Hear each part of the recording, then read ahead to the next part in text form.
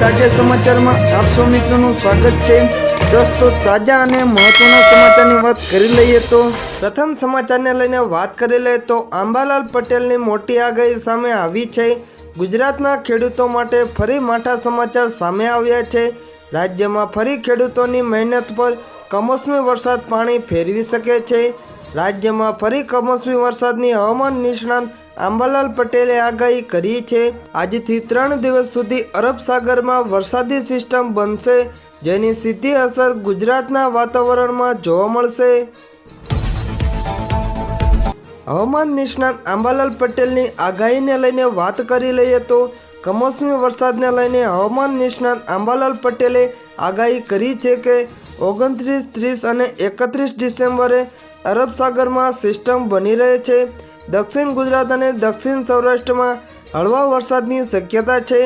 1 થી 5 જાન્યુઆરી સુધી મહીસાગર, પંચમહાલ અને અરવલ્લીમાં માવઠું પડી શકે છે। ઉત્તર ગુજરાતના કેટલાક જિલ્લામાં પણ હળવા વરસાદની આગાહી કરાઈ છે। કચ્છ, બનાસકાંઠા અને સાબરકાંઠામાં પણ મધ્યમ વરસાદ પડી શકે છે। 5 જાન્યુઆરી સુધી દેશના 70% ભાગમાં વાતાવરણ પલટાઈ શકે છે। દર્શક મિત્રો, બીજા મહત્વના સમાચારની વાત કરી લઈએ તો ગુજરાતમાં વર્ગ 3ની ભરતીને લઈ ગુડ ન્યૂઝ। નવયુવાનો તૈયારી શરૂ કરી દો, ભરાશે 5000 જગ્યાઓ। સમાચારને જાણી લઈએ તો નવા વર્ષની શુભ શરૂઆત પહેલાં જ ગુજરાતમાં ભરતીને લઈને મોટા સમાચાર સામે આવી રહ્યા છે। મળતી માહિતી અનુસાર રાજ્યમાં આગામી 15 દિવસમાં વર્ગ 3ની 5000 જગ્યાઓ ભરવા માટે ભરતી બહાર પડશે। વર્ગ 3ના 5000 કર્મચારીની રાજ્યમાં ભરતી કરાશે। આ અંગે ઉત્તરાયણ પહેલાં જ ગુડ ન્યૂઝ મળશે। ગૌણ સેવા પસંદગી મંડળના સચિવ હસમુખ પટેલ દ્વારા આ અંગેનું એલાન કરવામાં આવ્યું છે। બીજી બાજુ વર્ગ 3ની ભરતી માટે સરકારે નિયમોમાં પણ ફેરફાર કર્યા છે। જેમ કે હવેથી જુનિયર ક્લાર્કની ભરતી પરીક્ષા MCQ પદ્ધતિથી લેવામાં આવશે। વધુમાં હેડ ક્લાર્ક, ઓફિસ આસિસ્ટન્ટ સહિત વિવિધ 21 સર્વકની ભરતી માટે મુખ્ય લેખિત પરીક્ષા લેવામાં આવે તેવા પણ નિર્ણય કરવામાં આવ્યા છે। આ અંગે સામાન્ય વહીવટ વિભાગ દ્વારા સત્તાવાર રીતે નોટિફિકેશન બહાર પાડી જાણવામાં આવ્યું છે। દર્શક મિત્રો, ત્રીજા મહત્વના સમાચારની વાત કરી લે તો ગુજરાતમાં વધુ એક પરીક્ષાને લઈને મોટી અપડેટ સામે આવી છે। તારીખ જાહેર કરવામાં આવી છે। 4 લાખ ઉમેદવારો ભાગ લેશે। સમાચારને જાણી લઈએ તો ગુજરાતમાં તાજેતરમાં જ વર્ગ 3ની ભરતીને લઈને મોટા સમાચાર સામે આવ્યા હતા, ત્યારે રાજ્યમાં વધુ એક પરીક્ષાને લઈને મહત્વના સમાચાર સામે આવ્યા છે, જેની ગૌણ સેવા પસંદગી મંડળ દ્વારા પરીક્ષા લેવામાં આવશે। આગામી 8 ફેબ્રુઆરીથી ગૌણ સેવા પસંદગી મંડળ ફોરેસ્ટ બીટગાર્ડની પરીક્ષા લેશે। રોજના 50,000 જેટલા ઉમેદવારો ફોરેસ્ટ બીટગાર્ડની પરીક્ષા આપશે। પરીક્ષા કોમ્પ્યુટર આધારિત હોવાના કારણે પરીક્ષા 7 દિવસ સુધી ચાલશે। કુલ 4.18 લાખ ઉમેદવારો ફોરેસ્ટ બીટગાર્ડની પરીક્ષામાં ભાગ લેશે। રાજ્યના 11 જિલ્લાના સેન્ટરો પર પરીક્ષા લેવાનું આયોજન છે। દર્શક મિત્રો, ચોથા મહત્વના સમાચારની વાત કરી લે તો નવા વર્ષની મોટી ભેટ સુકન્યા સહિત આ યોજનાના વધ્યા છે વ્યાજદર। બીજી ભેટનો પણ ખુલાસો। સમાચારને જાણી લઈએ તો જો તમે નાની બચત યોજનામાં રોકાણકાર હો તો તમને ફાયદો થવાનો છે। નવા વર્ષની ભેટ આપતા કેન્દ્ર સરકારે જાન્યુઆરીથી માર્ચ સુધી 2024 માટે 2 નાની બચત યોજના પર વ્યાજદરોમાં વધારો કર્યો છે। નાની બચત યોજનાના વ્યાજદરમાં 10 થી 20 BPS જેટલો કરાયો છે। કઈ બે યોજનાના વ્યાજમાં વધારો કર્યો છે જાણી લઈએ તો જે નાની બચત યોજનાના વ્યાજદરમાં વધારો કરવામાં આવ્યો છે તેમાં સુકન્યા સમૃદ્ધિ અને 3 વર્ષની પોસ્ટ ઓફિસ FDનો સમાવેશ થાય છે। સુકન્યાના વ્યાજદરમાં 20 BPSનો વધારો થયો છે।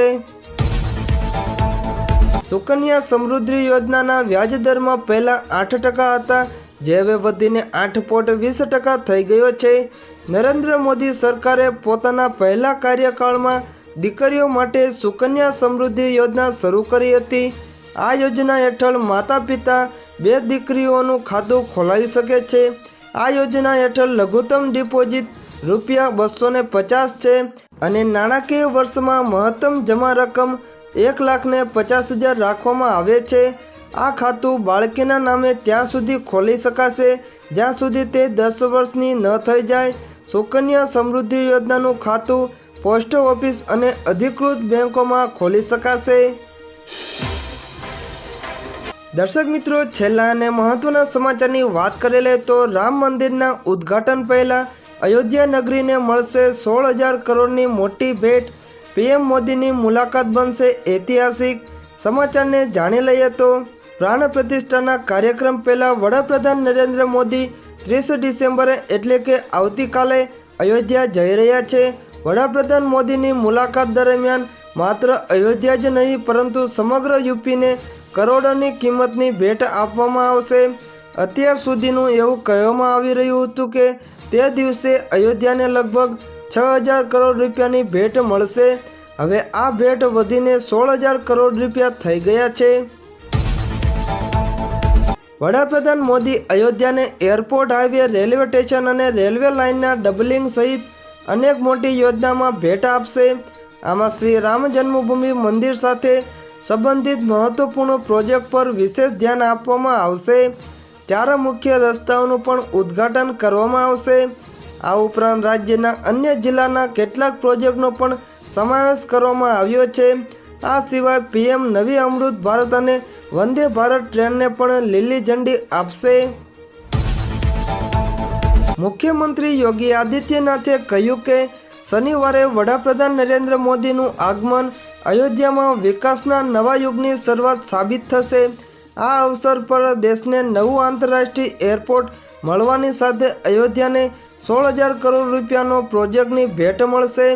અયોધ્યા એરપોર્ટનું ઉદ્ઘાટન કર્યા બાદ પીએમ મોદી જનસભાને સંબોધશે.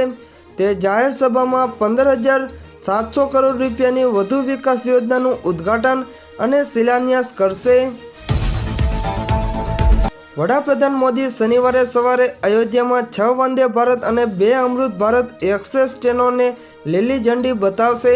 તેમાંથી અયોધ્યા આનંદ વિહાર વંદે ભારત અને દિલ્હી દરભંગા અમૃત ભારત ટ્રેનોને અયોધ્યા ધામ રેલવે સ્ટેશન અને અન્ય વર્ચ્યુઅલ માધ્યમથી ફ્લેગ ઓફ કરવામાં આવશે.